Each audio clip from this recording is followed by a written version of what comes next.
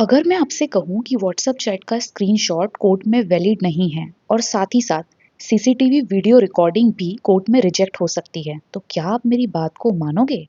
वैसे तो digital evidence कभी भी झूठ नहीं बोलता, लेकिन कोर्ट में बिना सेक्शन 63 सर्टिफिकेट के तो डिजिटल एविडेंस भी नहीं बोल सकता है। इसी कंफ्यूजन को दूर करने के लिए आज की इस वीडियो में हम बहुत ही सिंपल लैंग्वेज में समझेंगे सेक्शन 63 ऑफ भारतीय साक्ष्य अधिनियम 2023 को।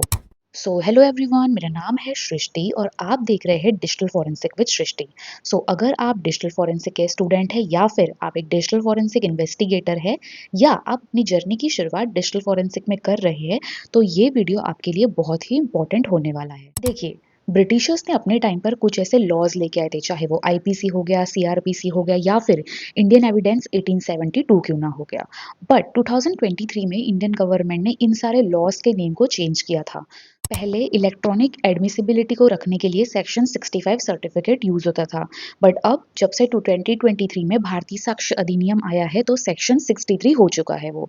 अगर आप कोर्ट में एज इलेक्ट्रॉनिक एविडेंस लेकर के जाते हैं तो वहां पर आपको सेक्शन 63 का सर्टिफिकेट होना बहुत ही इंपॉर्टेंट होता है। सेक्शन 63 एक्सप्लेन क्या करता है? It basically explain you when and how electronic evidence is accepted as a legal evidence in court. तो आपके मन में एक और सवाल होगा कि इलेक्ट्रॉनिक एविडेंस होते क्या है।